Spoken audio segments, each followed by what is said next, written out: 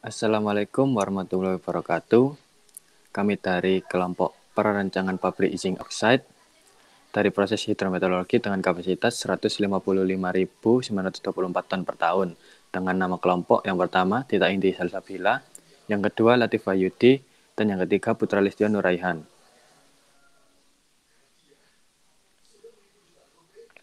Berikut merupakan tabel kapasitas produksi pada tahun 2014 sampai dengan 2018 dengan kapasitas produksi yang 63.600 dari sumber World.map 2019.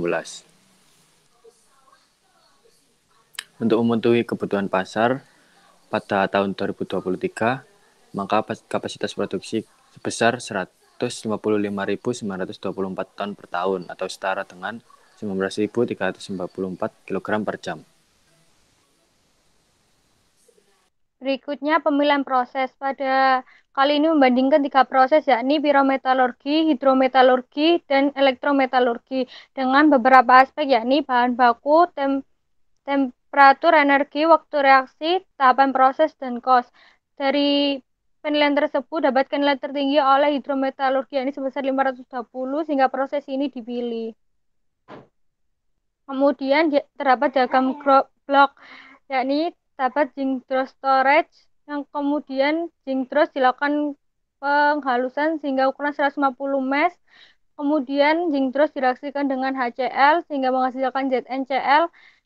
ZnCl direaksikan pada reaktor kedua dengan amonium hidroksida sehingga dihasilkan ZnOH2. Kemudian pada separator ZnO2 dilakukan pemisahan antara NO dengan H2O. Kemudian zinc oxide dimasukkan ke storage tank. Berikut proses flow diagram, yakni pertama ada zinc dross tank, yakni dengan kode F110, kemudian dapat crusher dengan kode C110, kemudian reaktor 1 dengan kode R110, dan reaktor kedua dengan kode R120. Kemudian terdapat separator dengan kode S110 dan tank storage zinc oxide dengan kode F120. Baik, selanjutnya adalah terkait neraca massa separator. Tampak pada tabel bahwasannya total inlet sebesar 24.242 kg per jam. Kemudian total outletnya terbagi menjadi dua, yaitu outlet 6 dan outlet 7 dengan total 24.241,9, sehingga dapat dikatakan neraca massa separator ini telah setimbang. Kemudian neraca massa alat yang kedua yaitu reaktor 120 untuk mereaksikan ZnCl2 dan 2N64OH. Didapatkan total inlet sebesar 40.987 kg per jam berupa ZnCl2 dan 2N64OH. Kemudian didapatkan total outlet di outlet 5 dan outlet 6 sebesar 40.987 kg per jam. Alat yang ketiga yaitu reaktor 110 dengan total inlet 496.596 kg per jam berupa zinc dross dan HCl, dan didapatkan total outlet di outlet 2 dan outlet 3 sebesar 496.596 kg per jam, sehingga alat yang ketiga yaitu reaktor 110 telah setimbang. Berikut merupakan neraca energi dari separator dengan total inlet 10.344 dan total outlet 10.344 yang artinya balance. Kemudian neraca energi pada reaktor 120 dengan total inlet 16.450 dan total outlet 16.450. Dapat dilihat bahwa neraca energi pada reaktor 120 ini setimbang. Kemudian neraca energi alat yang ketiga yaitu reaktor 110 yang mereaksikan zinc dross dengan HCl, didapatkan total heat inlet sebesar 264.213 kilokalori per jam, dan didapatkan total heat outlet yaitu sebesar 264.213 kilokalori per jam, sehingga setimbang. Berikut merupakan spesifikasi peralatan 1. Untuk nama alat reaktor dengan kode R120. Fungsinya mereaksikan zinc chloride dengan amonium hidroksida untuk menghasilkan zinc hidroksida dan natrium chloride. Untuk dimensi dan kondisi operasi dapat dilihat pada berikut. Kemudian spesifikasi peralatan yang kedua yakni separator dengan kode S110. Separator ini memiliki fungsi yakni memisahkan zinc hidroksida dengan H2O sehingga membentuk zinc oxide dengan kondisi operasi dan dimensi sebagai berikut.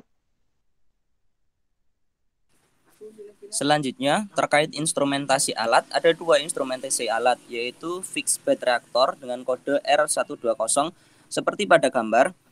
Untuk inlet, masuk dari bagian atas reaktor. Kemudian setelah terjadi proses reaksi, nantinya outlet dari proses reaksi akan dikeluarkan melalui bagian bawah reaktor.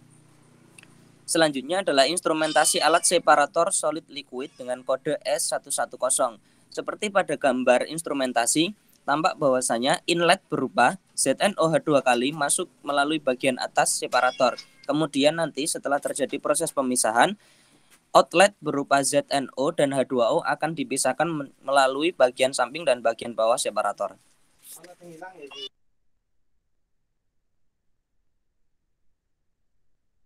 Berikut merupakan utilitas dari fixed bed reaktor untuk unit penyedia air dan unit pembangkit listrik, dan untuk separator ada unit pembangkit listrik.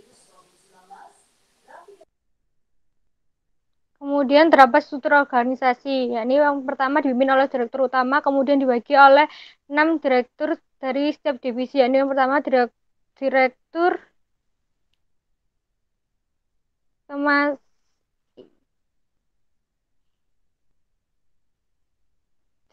pemasaran, direktur produksi, dan direktur pengembangan dan strategi bisnis. Kemudian terdapat direktur sumber daya manusia, kemudian direktur ritmen dan operasional, yang terakhir direktur keuangan. Berikutnya jadwal karyawan non-shift.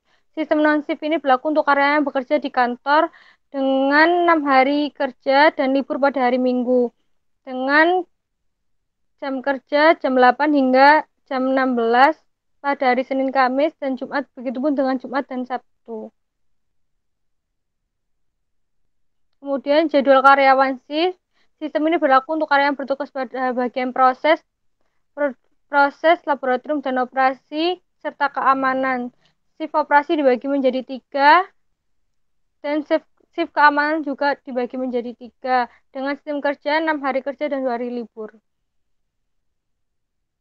Berikut merupakan lokasi pabrik yang terdapat pada Tangerang dengan perbandingan lokasi Gresik, Jawa Timur, dan Tuban, Jawa Timur, sehingga didapatkan kesimpulan bahwa lebih baik didirikan di Tangerang. Selanjutnya, terkait tata letak pabrik zinc oxide, tampak pada gambar bahwasanya pada peta atau tata letak ini memiliki skala 1:1000 dibandingkan dengan kondisi real yang ada. Kemudian untuk bagian-bagian penting seperti area proses, kemudian fuel storage, kemudian pengolahan limbah dan semacamnya ditaruh di bagian tengah hingga belakang pabrik, dikarenakan untuk mengantisipasi ketika terjadi kondisi terburuk yaitu kecelakaan kerja, nantinya kecelakaan kerja tersebut akan terjadi pada area yang jauh dengan area yang ramai orang-orang, yaitu seperti di perkantoran, di aula dan semacamnya. Yang terakhir adalah terkait evaluasi ekonomi. Pada pabrik zinc oxide ini terdapat beberapa macam pembiayaan seperti total direct cost, total indirect cost, fixed capital investment, working capital investment, biaya produksi langsung, biaya produksi tetap, biaya umum, biaya overhead, dan total production cost tampak seperti pada tabel. Kemudian, adapun total penjualan yang didapatkan dari produk yang dihasilkan yaitu sebesar 1,09 triliun dengan laba kotor sebesar 83,8 miliar. Dengan pajak sebesar 35% sehingga didapatkan laba bersih sebesar 54,48 miliar. Kemudian ROI dengan nilai 2,69 miliar dan payout time sebesar 0,38 tahun. Adapun BEP yang didapatkan sebesar 48%, di mana BEP tersebut telah memenuhi syarat untuk pabrik dapat didirikan yaitu antara 40 sampai dengan 60%. Begitu juga dengan IRR yang mendapatkan nilai lebih besar dari WACC sehingga dapat dikatakan pabrik zinc oxide ini telah layak untuk didirikan. Sekian presentasi dari Warahmatullahi wabarakatuh.